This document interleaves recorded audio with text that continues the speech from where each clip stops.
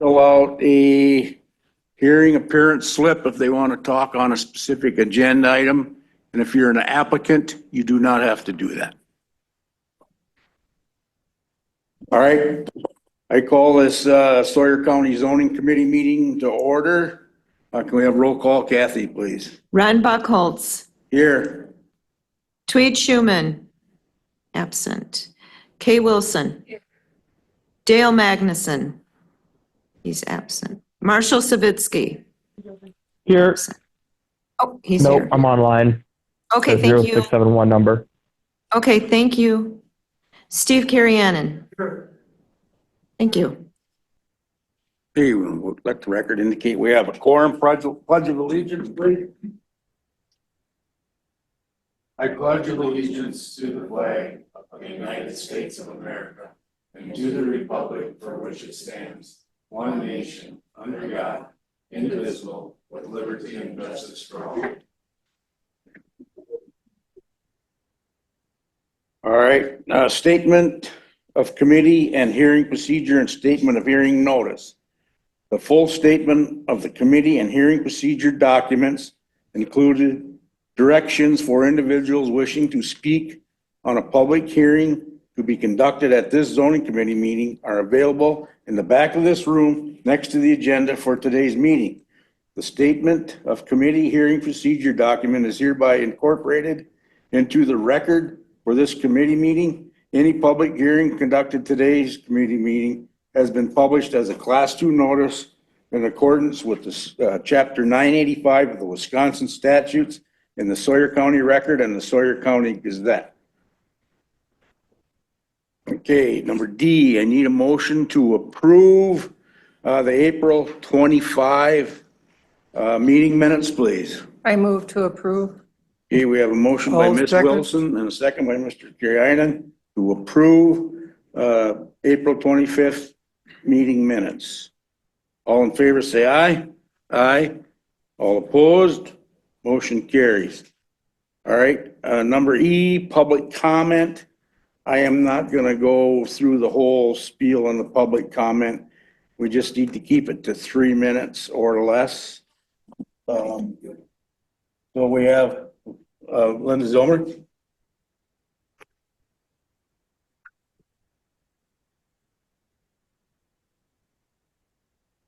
Linda Zilmer, Edgewater property owner, and my comment today that's not about an agenda item has to do with the camping cabin ordinance amendment that this committee acted last month to send out to the towns for their opinions.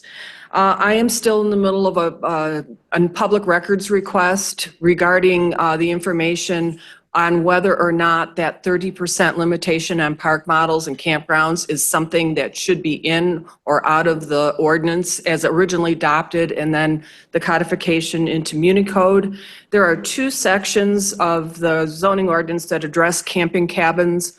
In one section, it includes the 30% limitation, and in another section, there's similar language, but it's dropped.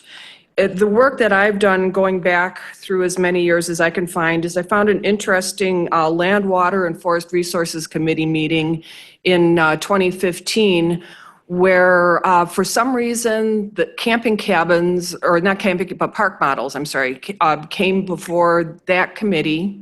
And it's not the committee of jurisdiction, and a motion was made, according to the minutes, to remove the 30% limitation. That motion failed for lack of a second. So who knows what's going back in time, whether that 30% was intended to be in there or not, but I don't think at this late date we can actually be really sure that it was not intended to be in the ordinance. And until the public records request is fulfilled, I can't offer an opinion either. So related to that is this committee recommended an option F to go out with the towns on camping cabin definitions, and it put in a 30% limitation on park models and camping cabins. I don't know if this committee has gotten a legal opinion on whether that limitation can stand or not, but I hope you would get a legal opinion before it goes out to the towns, because some towns that may be a significant factor on whether they support or do not support the rest of the zoning ordinance amendment. Thank you. Thank you, Linda. Any more public comment? Anybody online have their hand up, Jay? Okay, number 3. Yes, we don't have any rezone applications this month. For number 4, conditional use applications. This conditional use is a public hearing in the town of Hayward, conditional use permit number 25-018, owner Renred LLC, Thomas and Stacy Drenner, part of the Southwest One Quarter, lot 1 of CSM, found in volume 12, page 50, tax ID 12960. It is 2.83 total acre zone, commercial 1. Permit is desired for 26 like new 8 by 20 storage containers around the existing buildings for commercial storage. For the Sawyer County Code of Ordinances, Appendix D, Section 2, Parent 93, as these commercial storage buildings will be as shipping containers. As part of my staff report, again, this request is for the placement of more than 3 shipping containers on property that is zoned Commercial 1. This requires town approval and a conditional use permit. This property is located off of Highway 63, southwest of the city of Hayward. It consists of an existing commercial facility consisting of 8 existing storage buildings. It was brought to the attention of the Sawyer County Zoning and Conservation Department that recently 26 shipping containers were distributed onto this property to also be used and rented as commercial storage areas. For the Sawyer County Code of Ordinance, Appendix D, Section 2, Parent 93, the placement of more than 3 shipping containers on the property zone Commercial 1 would require the prior granting of a conditional use permit and town approval. The applicant has provided an additional narrative, which was included as part of the staff report and therefore incorporated into the record. This area consists mostly of commercial zoned property. There's 1 residential property to the west, approximately 1,000 feet away. Again, this is as a commercial storage. It is a permitted use within the zone district. The request and what requires approval of the conditional use permit as the structures in this case that are being used for the storage as are shipping containers in excess of 3. As a list of potential conditions included in my staff report, I have that containers are to be painted and blended with natural features and show no sign of rust, that no more than 26 containers are allowed on the parcel. Any change to this operation will require a new conditional use permit, that the conditional use permit go with the property and not just with the current owner, that a land use permit is required within 30 days of the potential conditional use permit approval, and the land use permit fees will be based on commercial building rates.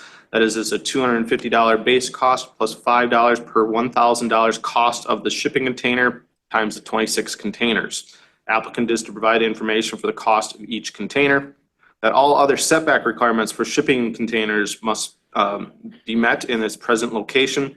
This includes a 20-foot rear lot line setback and a 5-foot side lot line setback for each container. If the containers do not require or do not meet the required setbacks, they will need to be relocated or removed from the property. Applicant must provide setback information from the property lines with the submittal of the land use permit, and that all other town, county, state, and federal laws are followed. As per the action of the town board, motion was approved. John Fromel, chair, Brenda Detloff, supervisor, Carol Williamson, supervisor, Travis Butterfield, supervisor. The town did submit some additional conditions, and I was talking with legal counsel about this yesterday, and I tried to reach out to the town clerk.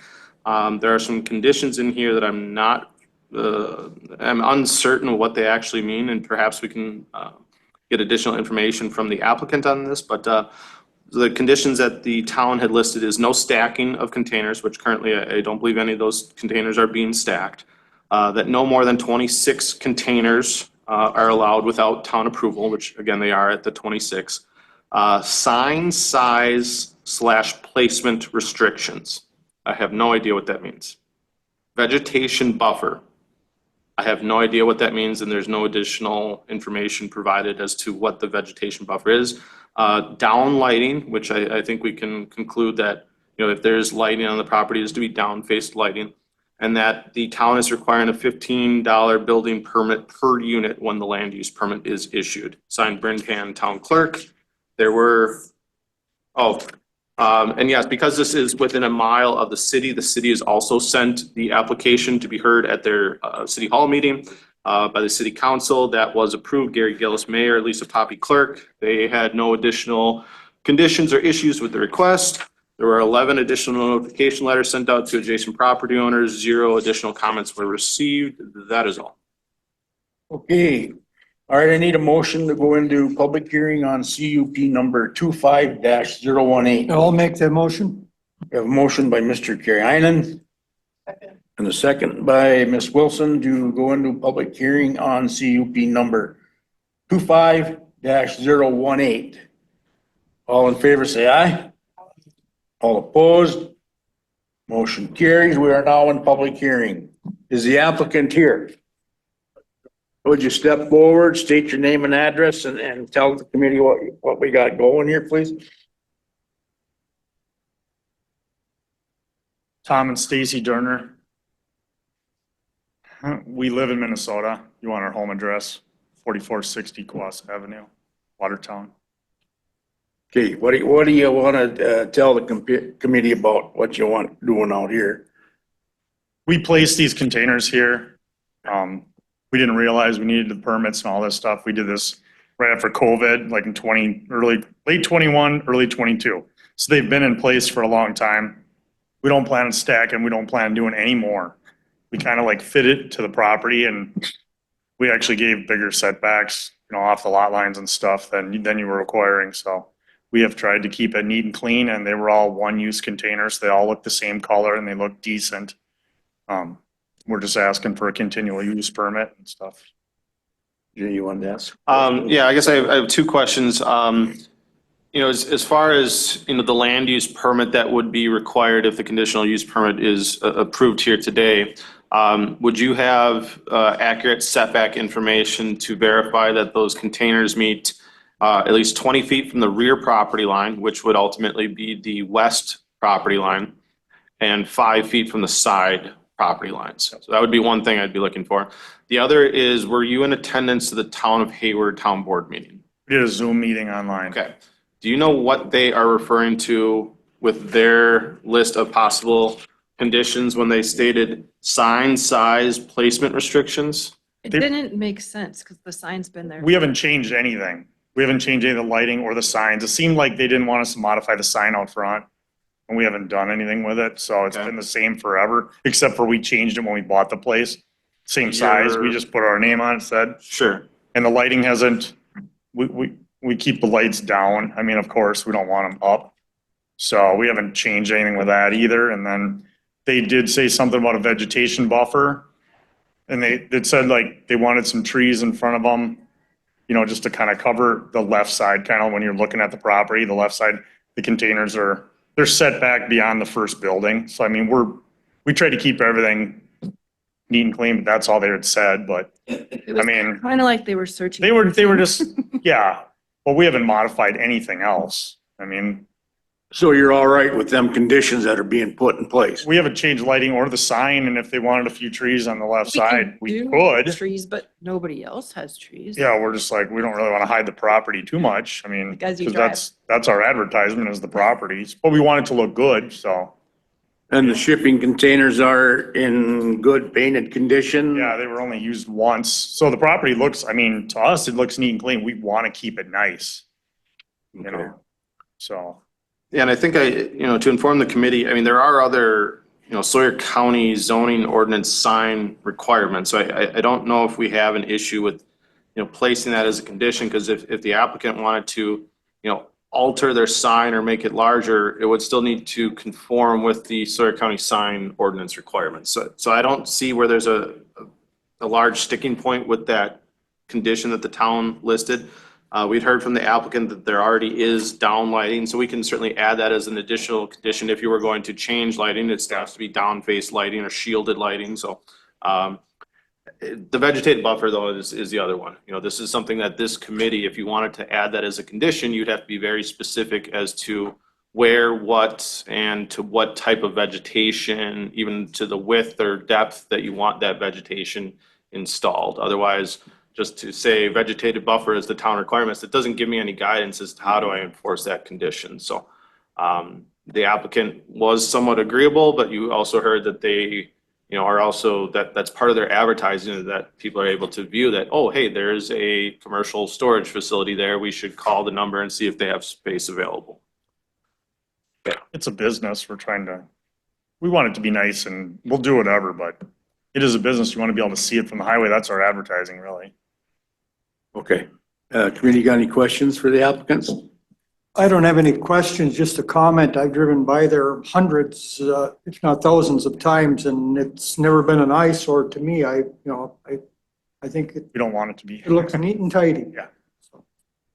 Okay. Mr. Savitsky? No, I have no questions. Okay, thank you. All right, thank you. All right, does anyone out there want to speak in favor of this CUP? Anyone out there want to speak in opposition of this CUP? If none, I need a motion to come out of public hearing on CUP number 25-018, please. Second, Okay, of public hearing. we have a motion by Ms. Wilson and a second by Mr. Keranen to come out of public hearing on CUP number 25-018. All in favor, say aye. Aye. All opposed, motion carried. We are now out of public hearing. This is a discussion action, Town of Hayward CUP 25-018, owner Ren Red LLC, Thomas and Stacy Drenner. Legal description is previously read into record. Request is for the placement of 26 8x20 shipping containers to be used as part of a permitted commercial storage use. As again, part of list of potential conditions, those listed in my staff report include containers are to be painted and blended with natural features and show no signs of rust. No more than 26 containers are allowed on the parcel. Any changes to this operation will require a new CUP. The CUP is to go with the property and not just the current owners. That a land use permit is required within 30 days of the CUP approval with the additional fees as listed in my staff report. That the setback requirements for the shipping containers must be accurately noted as part of the land use permit submittal as to meet compliant setbacks, that all other town, county, state, and federal laws are followed, and that we heard from the town, and this is, again, list of conditions that you can either choose, add to, or delete. No stacking of containers. Again, no more than 26 containers. That was already specified in my staff report. That the sign requirements meet the Sawyer County zoning ordinance requirements. That lighting is to be down-face lighting. That the town would also require $15 building permit fees for the land use permit when issued. And we have the aspect of the vegetated buffer, which I would defer to the committee to further address. I guess one of my concerns is that vegetated buffer. I guess, how do we know what the town is referring to? How can we put something on there that we don't know what it is? exactly. I suggest we just not include that in In the decision, this decision. Yeah. okay. Mr. Chairman, Yes, one suggestion is that, with respect to the vegetative buffer, you could include a condition that any vegetation that is currently existing remains, based on the comments that it's not an eyesore now, and if it's working, for the public good and for the applicant, you could again have your condition be that the whatever vegetative buffer exists now be continued. Before you do that condition, I would just encourage you to verify that the applicant would be okay with that condition.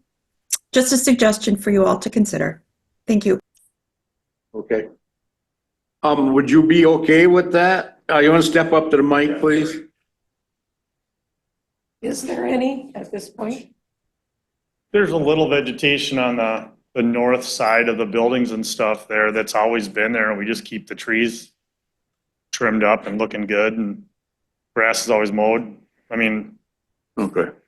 as you can see, the setbacks, we tried to make everything fit, and that's all. We don't want to put any more. We're not doing any more. That's the way it is for now, if you approve it. It's never going to change for us. And you would be all right with putting in a few trees? I hate to hide the place too much, but I. Yeah, if you and want- I if you want understand it, I that. can do it, but I just don't want to hide it too much because, like I said, Right, yeah. advertisement, and Exactly. I want it to look nice, so Okay, we'll keep what's there for sure. okay. All right, committee, what's, I had a question. go ahead. Jay, and number 1, it says the containers are to be painted to blend with natural features and show no signs of rust. I'm thinking about in 20 years. Does that mean that forever that they need to be painted and they won't show any signs of rust? Forever? Yes, I mean, that would be a continual condition that they are to be, you know, upkept and show no signs of rust.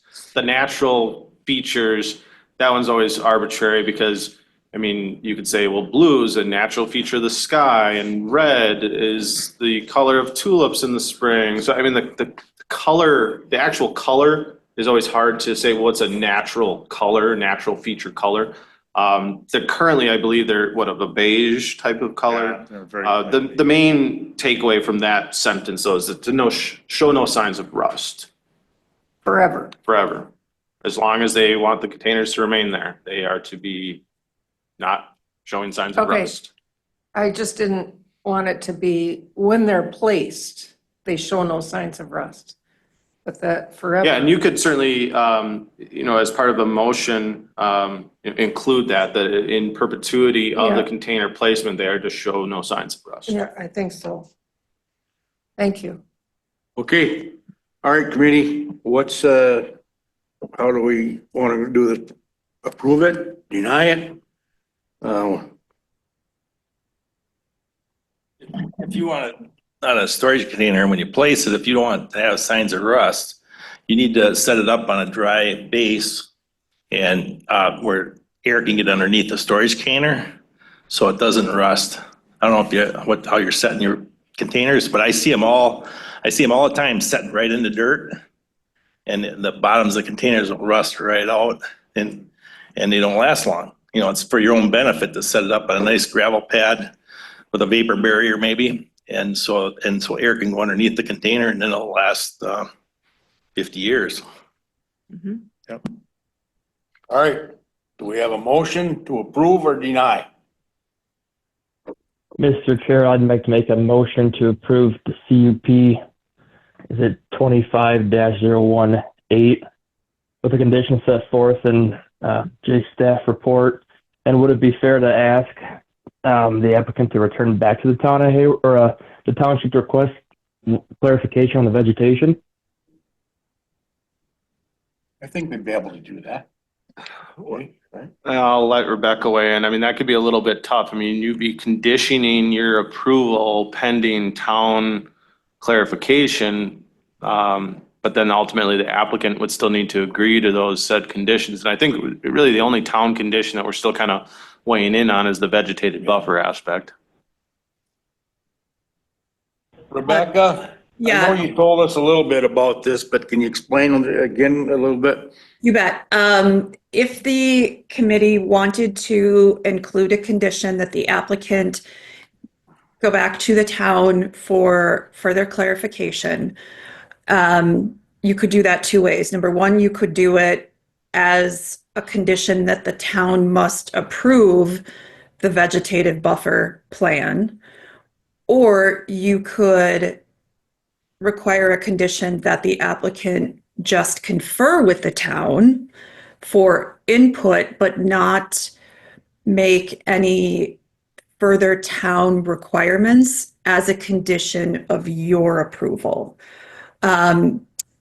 If you did the first option and made a condition that the applicant go back to the town and comply with the town's further clarification, then you're approving the conditional use permit, but there is a significant condition that still must be complied with before the permit is finalized. Okay, same motion, and I'll go with the option 2. Okay. We have a motion on the floor to approve. I will second that. and a second by Mr. Karianen to approve CUP number 25-018 with all conditions listed Findings as of written. facts too. Findings of facts. I And need. finding of facts too, Marshall. Yeah, it's finding of facts, 1 through 14. Okay. Got that, Kathy? Okay. All right. That's all right. Let's do a roll call, Kathy. Okay. Ron Buckhold. Yes. Kay Wilson. Marshall Savitsky. Yes. Steve Karianen. Yes, All in favor. You were late. No, but Dale was late. Sorry, Mr. Magnuson. We didn't call on you on that one. But let the record show that Mr. Magnuson is now as a voting member for the cases moving forward. Thank you. All right.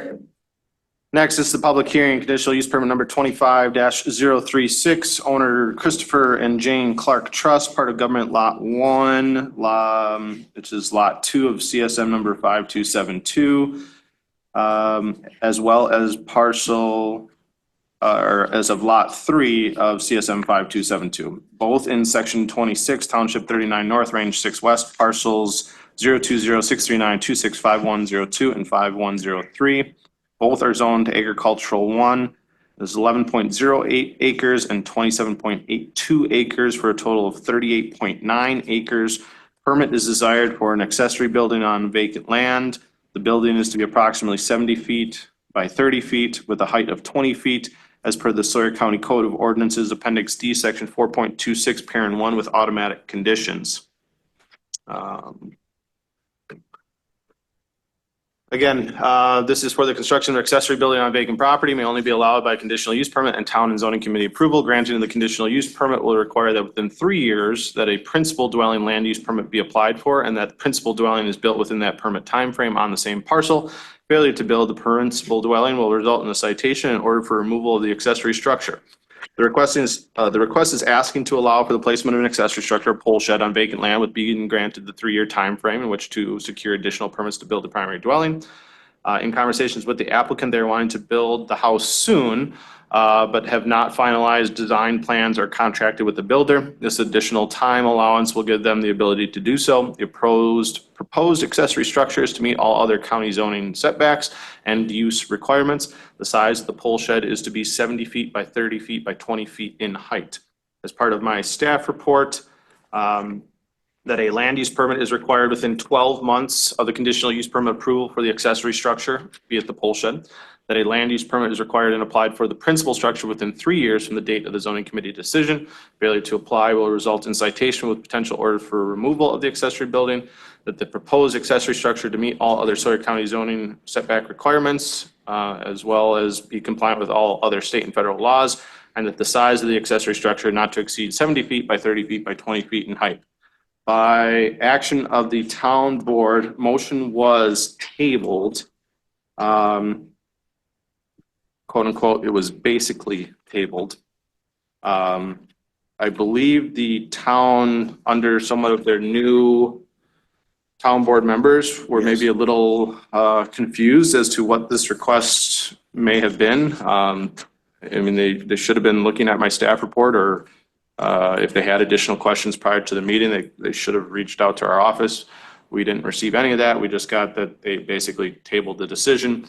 At that point, certainly this committee can still move forward with the request, but if you do so, I would highly recommend that an added condition would be that they would also be granted town board approval.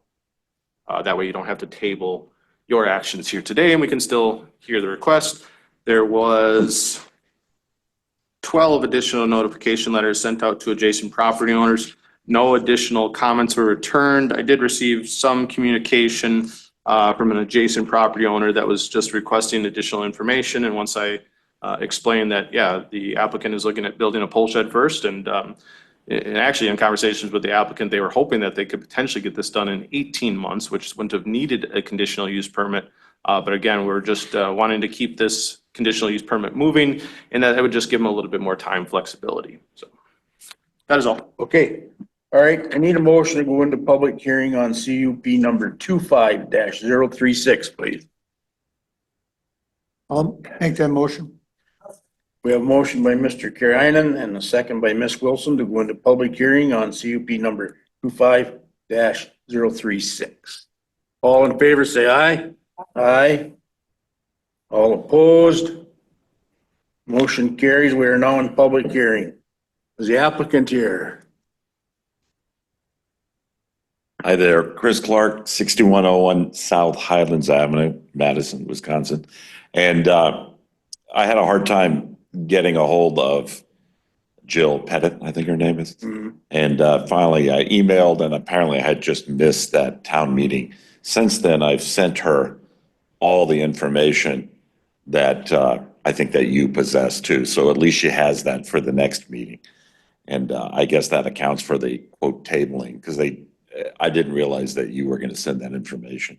It's a little harder to get working with Jay and Kathy Marks, highly informative and helpful.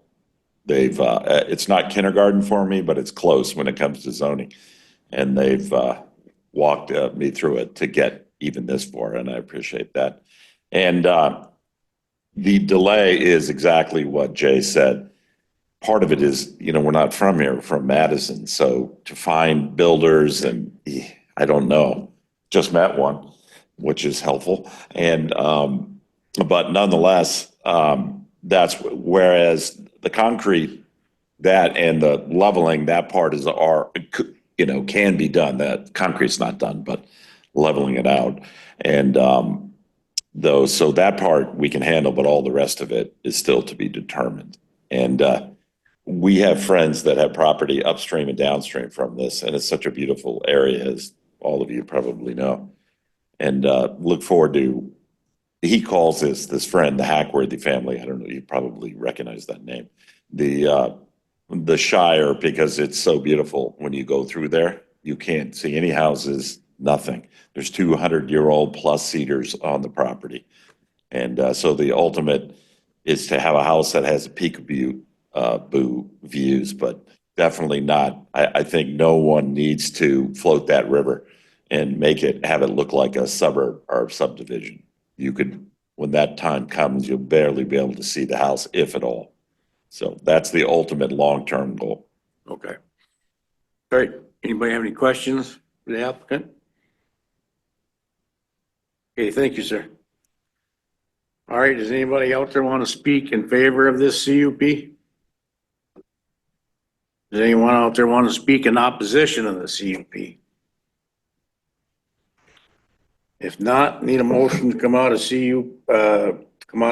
public hearing on CUP number 25-036, please. So moved.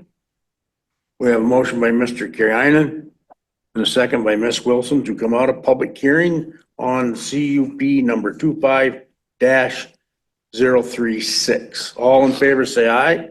Aye.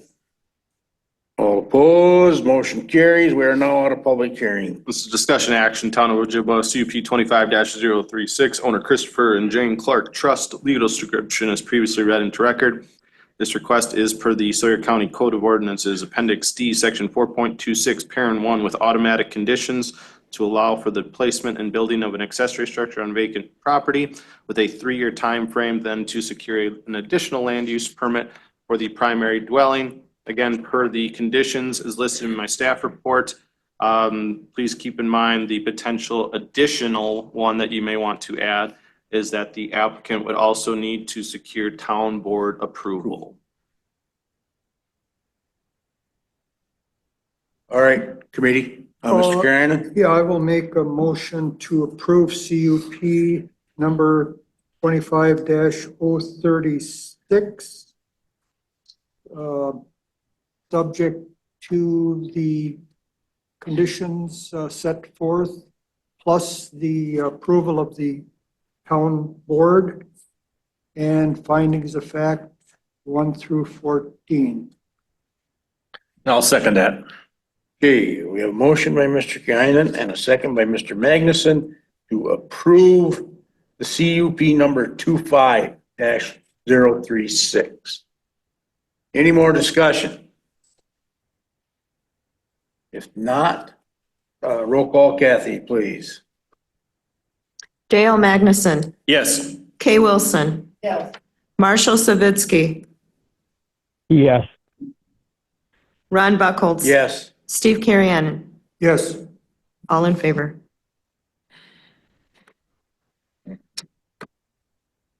Moving right along, this is a public hearing in the town of Sand Lake, conditional use permit number 25-037, owner Troy Quiggle, Victory Heights, second edition, lots 12 through 17, block 1, which is parcel 026-182-01-1200, which is 1.978 acres, zoned residential recreational 1, and Victory Heights, second edition, part lots 10 and 11 through 16 of block 2, parcels 026-182-01-1100, which is 1.68 acres, zoned residential recreational 1.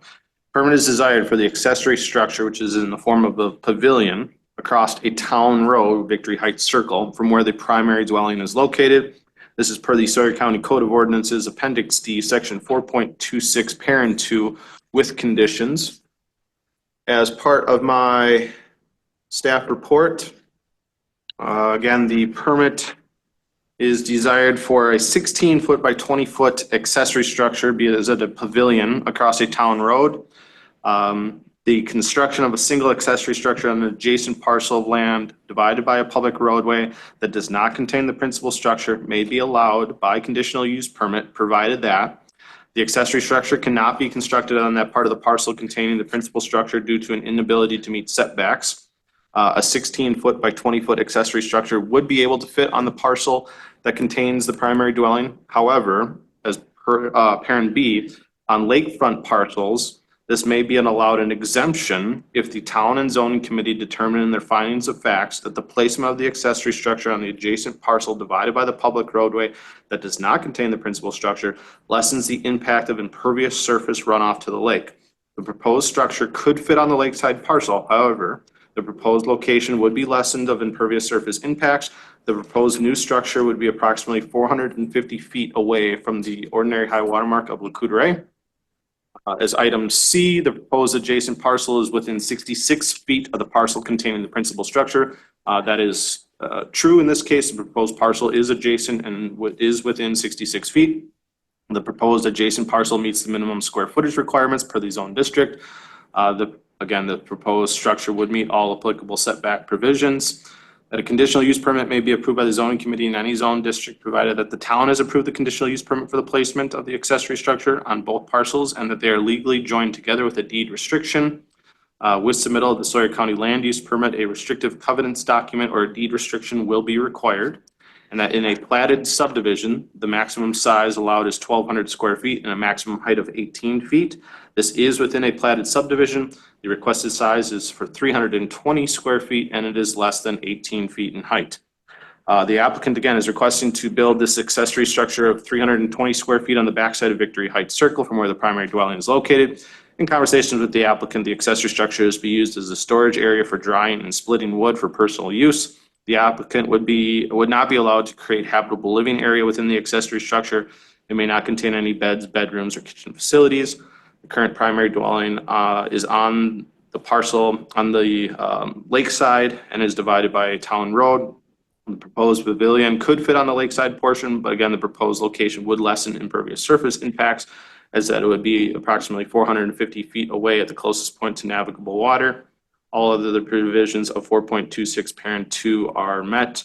No pressurized water or plumbing fixtures are proposed as part of this requested accessory structure.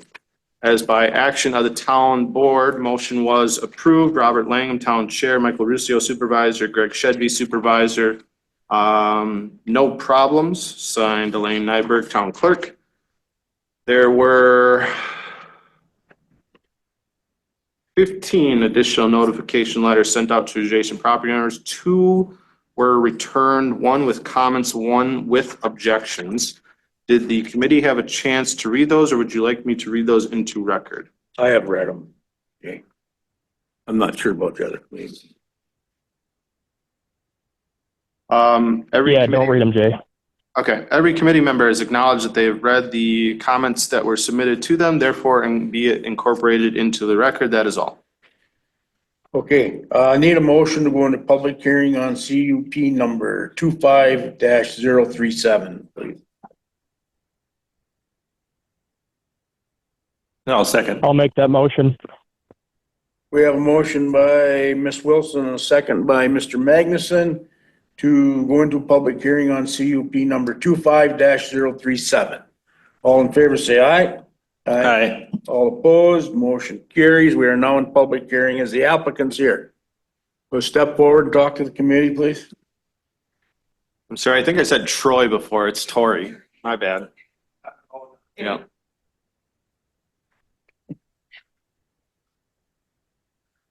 What do you like to tell us? Say your names again, please, for the record. I'm Fred Quiggle. I'm Tori Quiggle.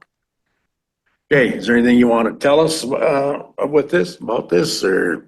Nothing that you don't already know. Okay.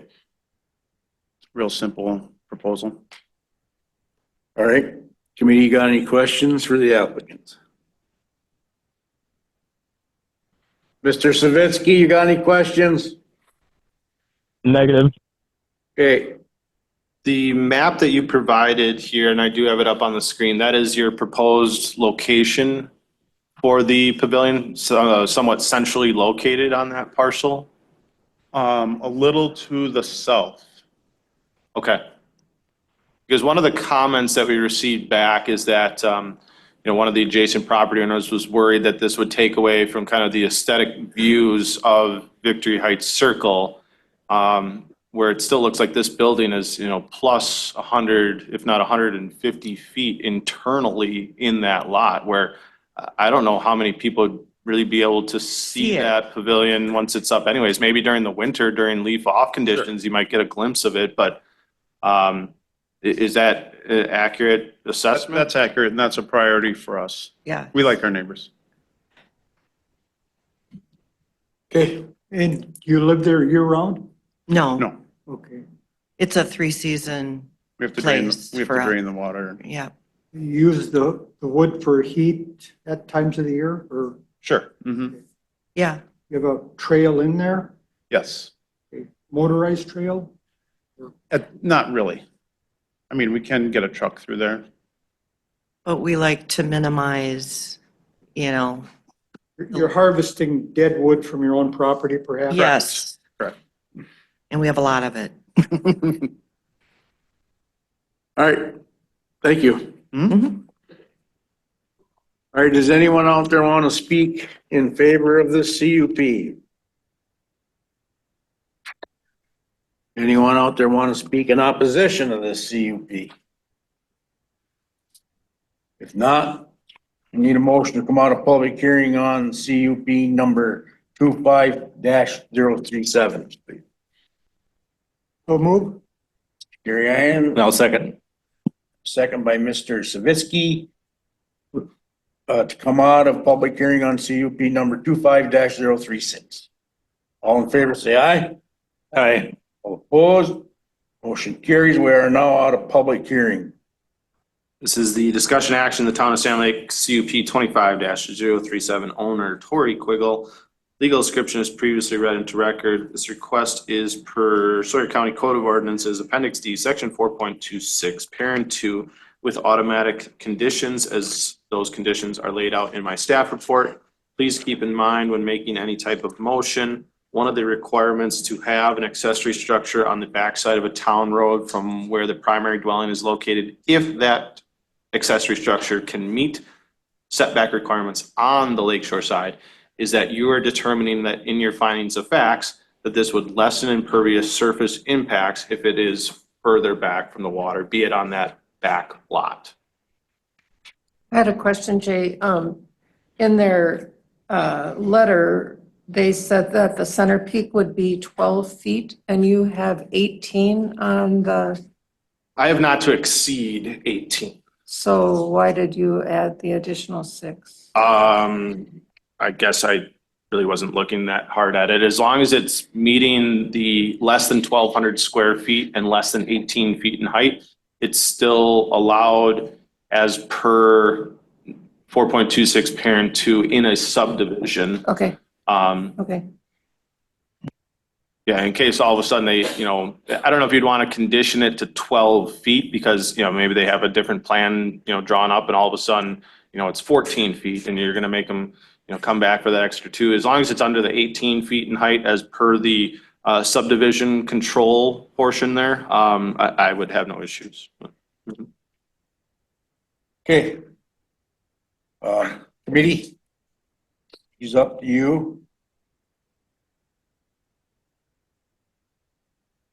Jay, I guess one question before we. Sure. There's a lot of conditions on the staff report that's in red. That scares me.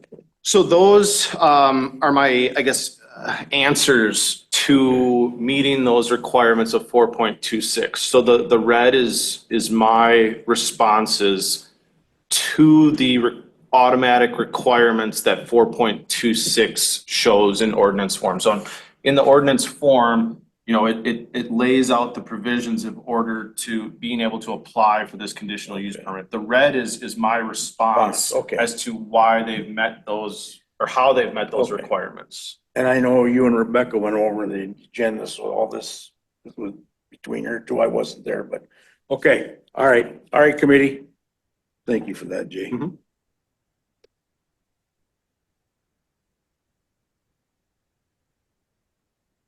I'll make a motion to approve CUP 25-037 with the staff conditions and findings of fact 1 through 15. I'll second that. Okay, we have a motion by Ms. Wilson and a second by Mr. Magnuson to approve CUP number 25-037. Any more discussion? None? Kathy, can we have roll call, please? Kay Wilson, Yes. Marshall Savitsky, Yes. Dale Magnuson. Yes. Steve Carriennen, Yes. Ron Buckholz, Yes, all in favor. Thank you. thank you. Moving right along, this is a public hearing in the town of Weirgor, conditional use permit 25-031, H&S Excavating LLC, part of the northeast one quarter, the southwest one quarter, the northwest one quarter, the southwest one quarter, both in section 23, township 37 north, range 7 west, parcel 030-737-233101 and 3201.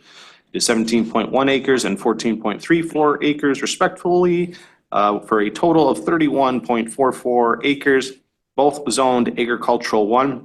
This is known as the Blomberg Pit.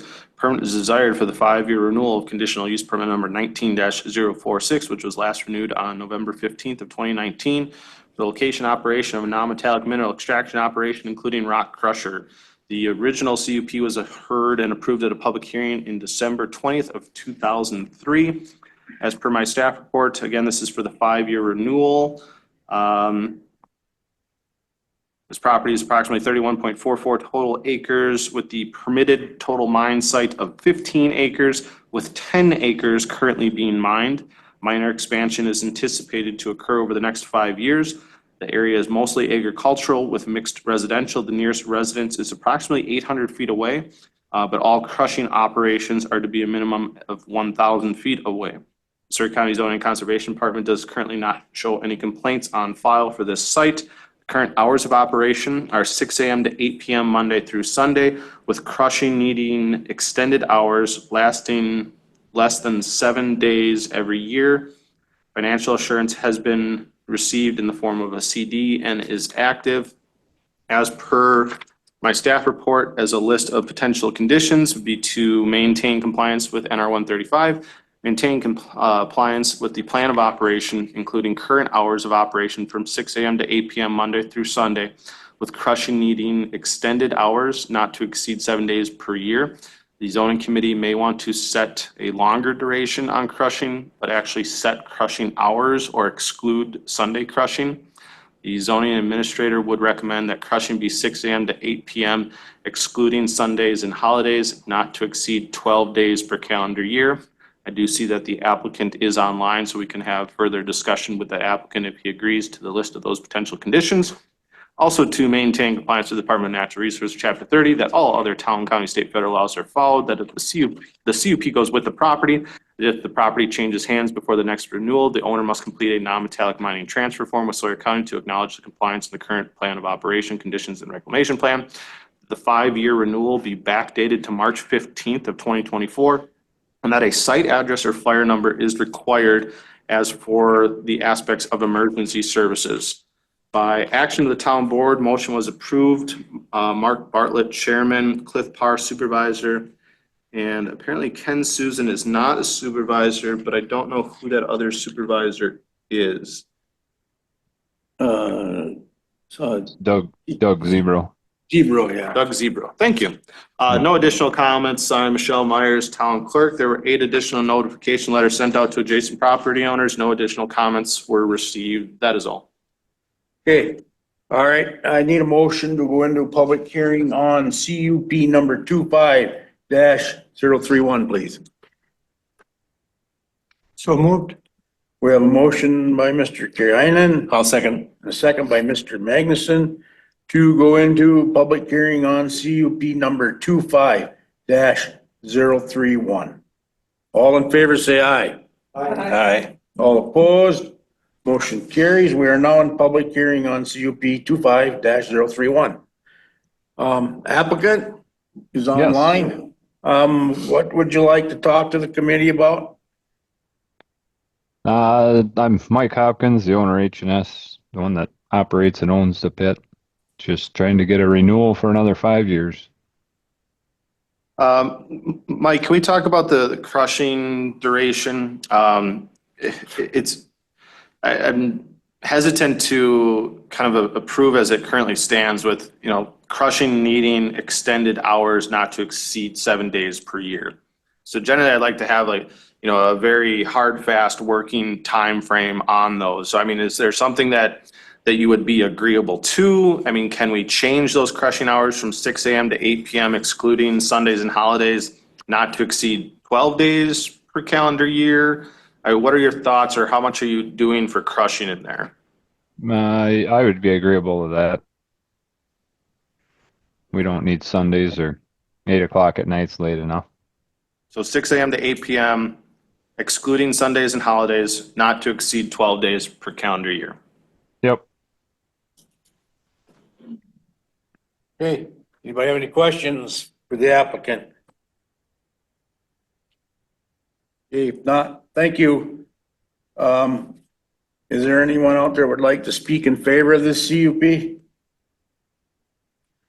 Anyone out there like to speak in opposition of the CUP?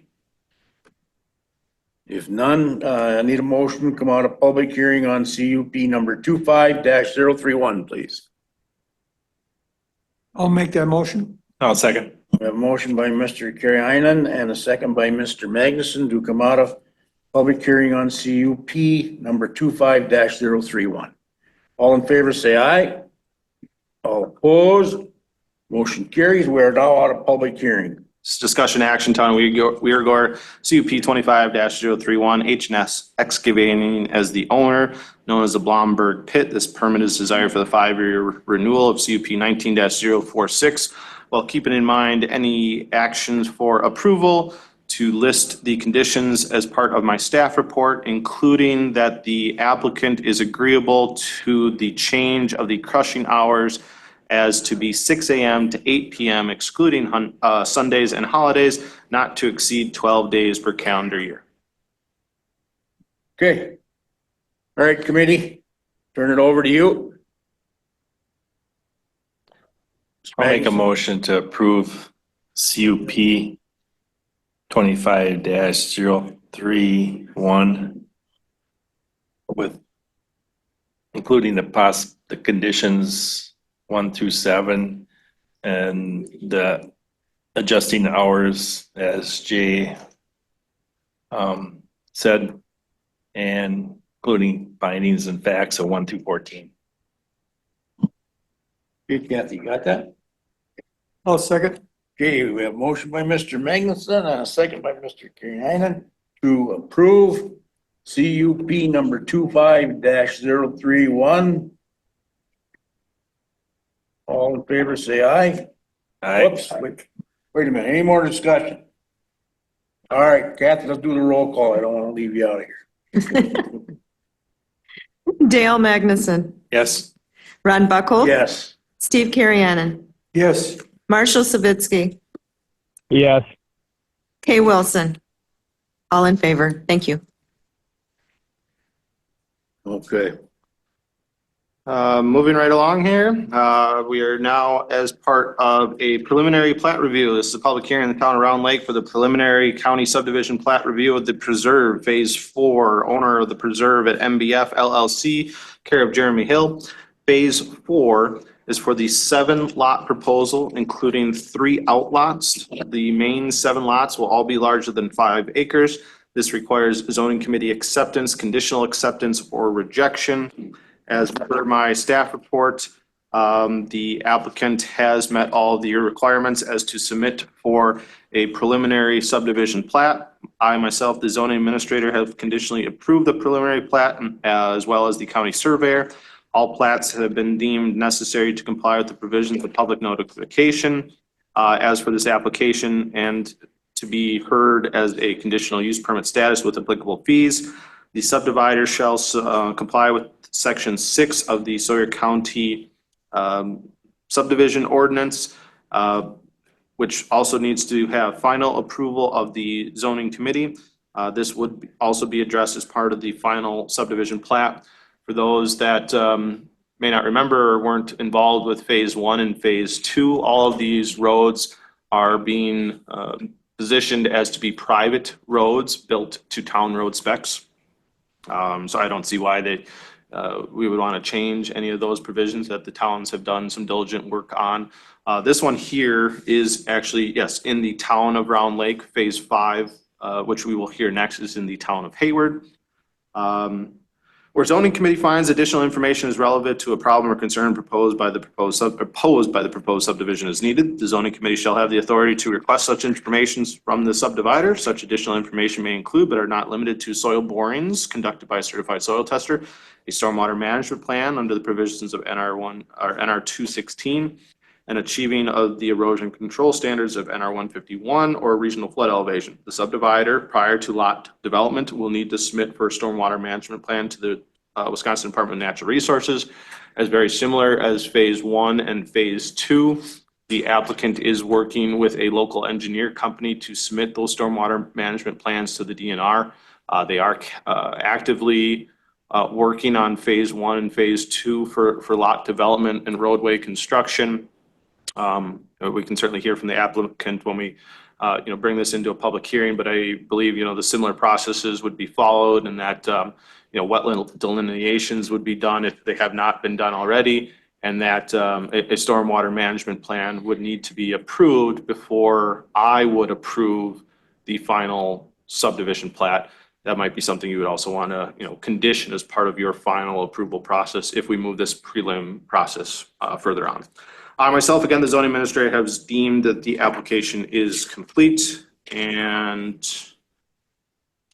we did send this out to the town. Again, the town of Round Lake has approved the prelim application. James Strandland, chair, Dan Palmer, supervisor, Kay Wilson, supervisor, Darren Jensen, supervisor, Scott Bebrek, supervisor. This town board recommends approval of the preliminary plat, subject to the conditions outlined in the county staff report.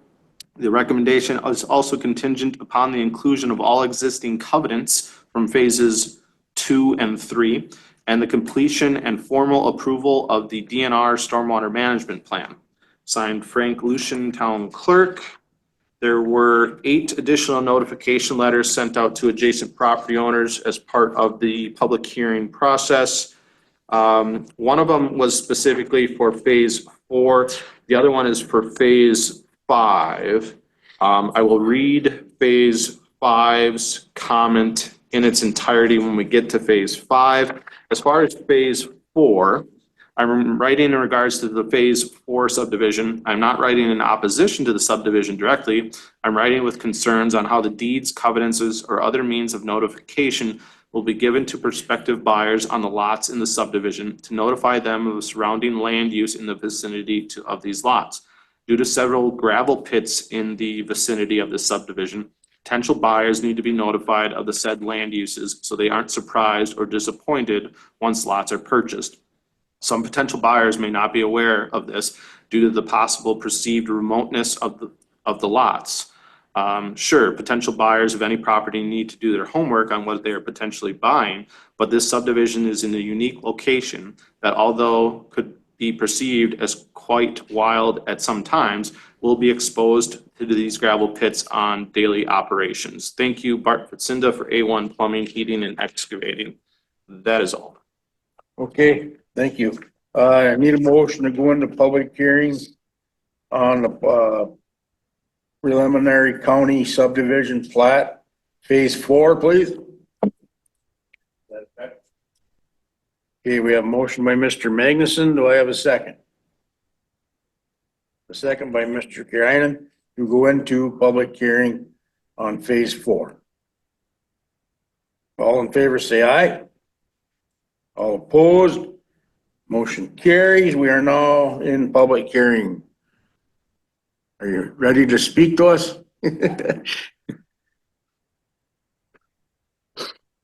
Morning, committee. Jeremy Hill, 16271 West Miller Road here, Wisconsin, owner of the preserve. Thanks for hearing this morning. So this is for 7 lots in our northeast corner. We are looking to build this with the same conditions that our other plats had, 5-acre lots, no rezoning out of forestry, no subdivision, same covenants regarding setbacks, downlighting, all the other things that were in our other plats. Though it sounds like the one new issue would be the gravel pits. And I talked to Travis Butterfield about that also. He brought up the same thing that Bart Fatsinda did. And if you feel it's necessary, we could have some sort of affidavit drawn up where anybody buying a lot in that section would sign saying that, we understand that there's gravel pits in the area and, are not going to be surprised by, if there's some noise by that. Looking at those, you can barely see Butterfield's gravel pit from our property there, and you can't really see A1's. It looks like they're pretty minimal use, like a lot of these are crushing a few days a year, and then they're just hauling occasional gravel out. So I don't see too many issues. I would sure make any buyers aware of the fact that there were some pits up there. But otherwise, this is basically an extension of the rest of our subdivision with the same rules. Okay. All right. Anybody have any questions for Mr. Hill? Wetland delineation, has that been performed on phase 4? Yes, wetland delineation has been done, and NWBE is preparing the stormwater plan for the DNR right now. Yeah, and I don't think this committee needs to condition the prelim a part of that. Now, as part of the final review, whenever the final would be submitted, and I guess maybe I'll ask you that as well. Do you know when you'd be looking at submitting for the final as phase 4 and phase 5?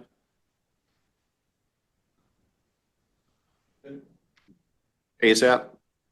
Fairly soon. Okay.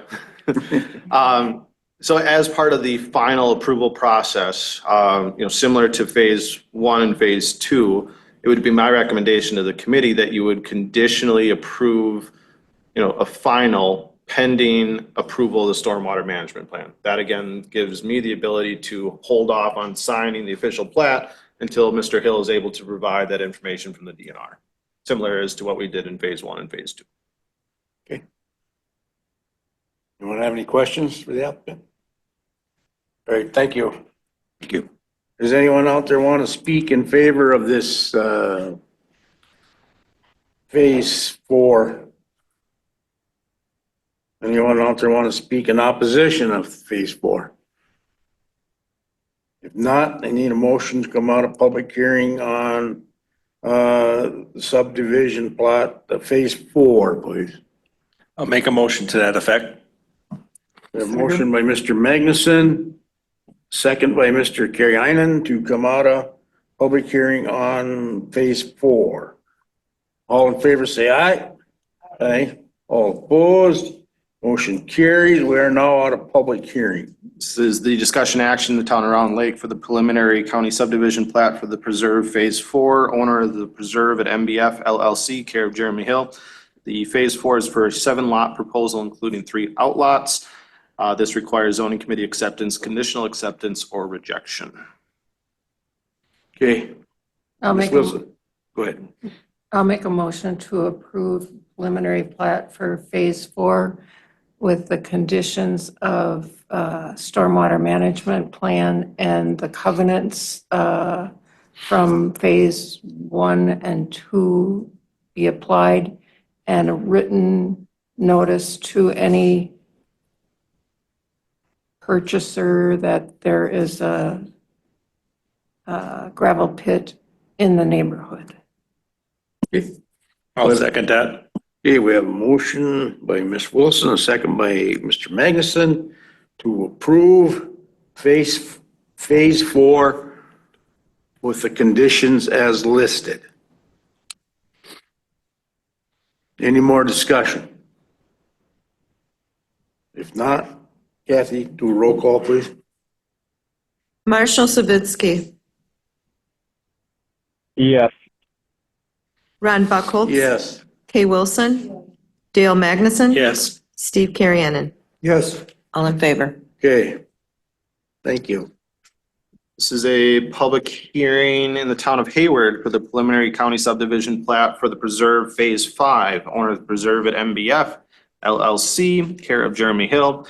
Phase 5 is for a 21-lot proposal, including 4 outlots. The main lots will all be larger than 5 acres. This requires zoning committee acceptance, conditional acceptance, or rejection.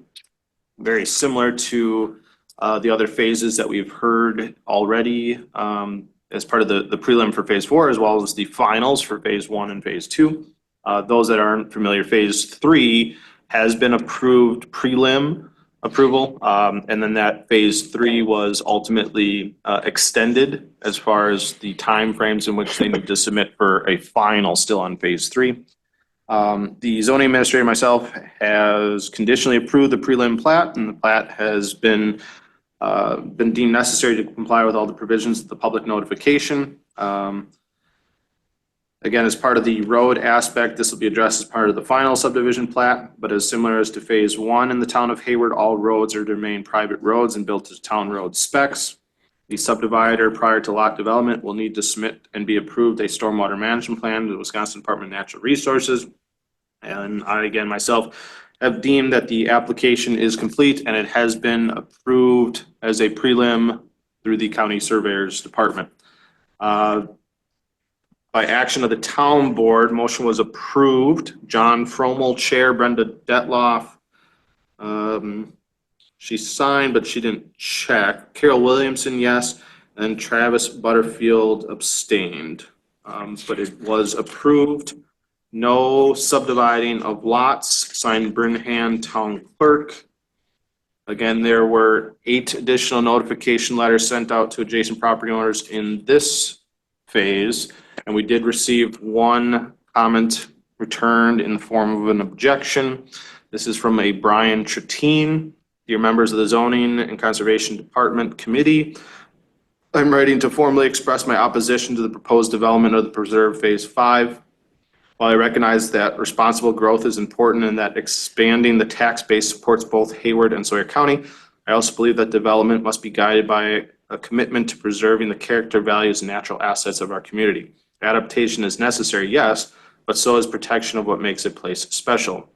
My family has lived in Hayward area for over a century. We have stayed here and invested our lives here with the rural way of life, the quiet woods, the wildlife, the opportunity to hunt, to fish, and a deep sense of the community that comes with people who love the land. Developments like Phase 5 directly threaten these values.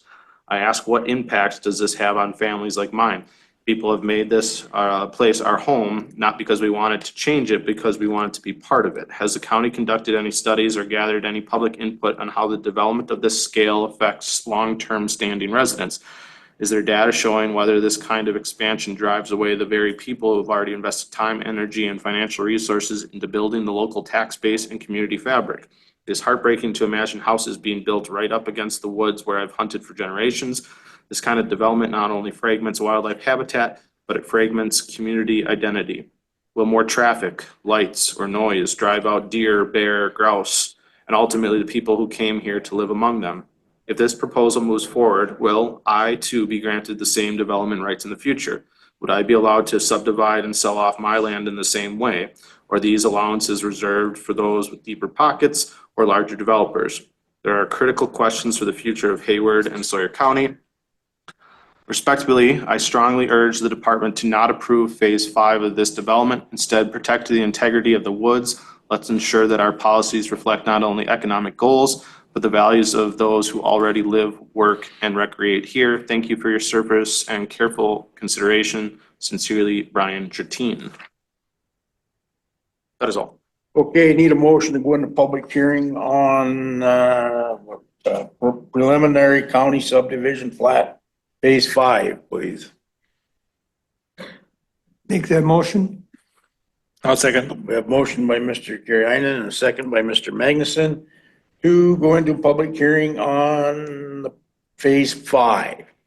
All in favor, say aye. Aye. All opposed, motion carries. We are now in public hearing on phase 5. Still, you got anything else you want to add? Yeah, Jeremy Hill, 16271 West Miller Road.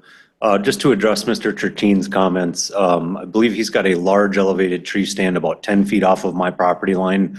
And the property I purchased was in open MFL for many years.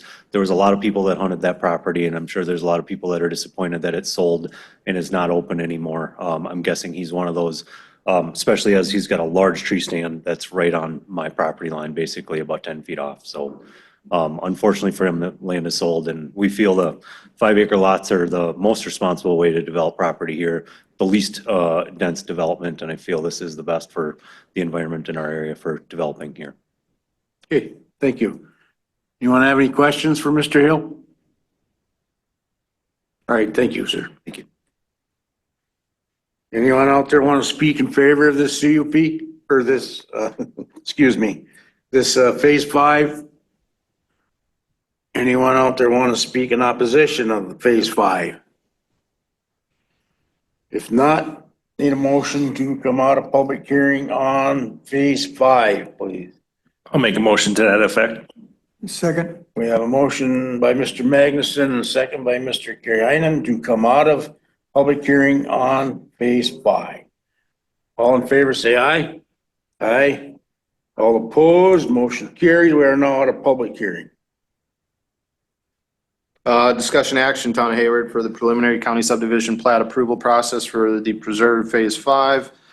Owner of the Preserve at MBF LLC, care of Jeremy Hill. And this again is for a 21 lot proposal, including 4 outlots. All primary lots are to be larger than the 5 acres. This requires zoning committee acceptance, conditional acceptance, or rejection, as similar to other phases that we have heard in this area, and potential conditions as those stated as part of phase 4 is that a wetland delineation would need to be performed, that the covenants would be carried on to the potential of the phase 5 development, and that a stormwater management plan would need to be submitted and approved by the Department of Natural Resources prior to final plat recording. Okay, Did the town of Hayward have any covenants? Not specifically as those as kind of the town of Round Lake, but Mr. Hill has recorded his own unique covenants onto each one of these phases, including phase 1, which is in the town of Hayward, which I would think you'd want to, and I'm sure Mr. Hill is going to do this as well for phase 5, but if you wanted to list that as part of a condition, you certainly could. okay. Ready? I'll make a motion to approve the Preserve Phase 5 preliminary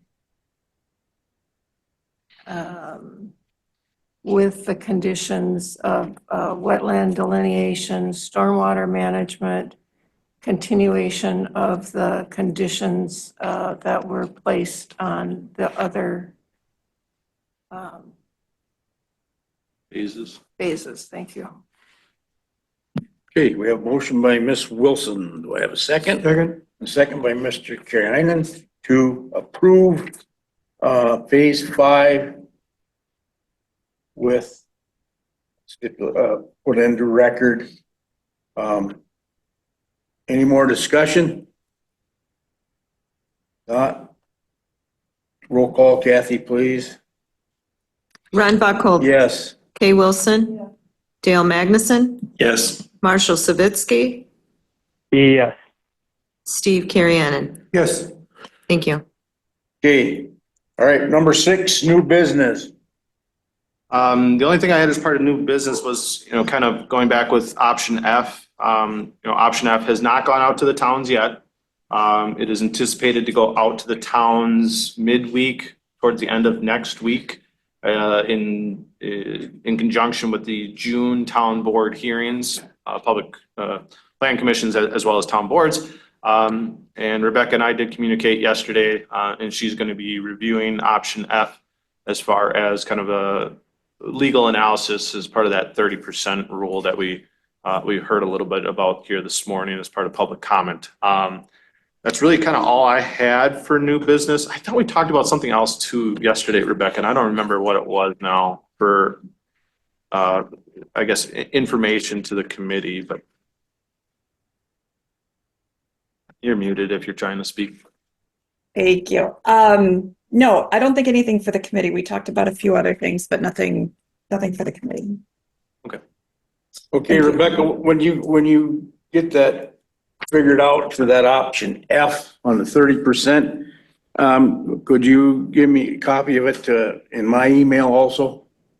Sure, Jake, appreciate it. Thank you. no problem. All right. Mr. Magnuson, go ahead. Who brought up that 30%? How'd that come about? 30%, where'd that figure come from? Yeah, so it was brought up in public comment, and just to, I guess, give the committee some background history. So there was an ad hoc committee that was formed back in, and I don't have the exact dates in front of me. I don't remember if it was the end of 05 or it was the end of 06. It was somewhere around that mid 2000 range.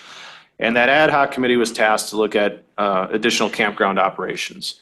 And that ad hoc committee had requested that park models specifically only occupy 30% of the total permitted number of sites within a campground. That language came out of ad hoc and it went to zoning committee as part of a public hearing process. From all information that I was able to find as part of the minutes and the language that was sent as part of publication was that 30% threshold was not listed as part of the public hearing after it came out of ad hoc.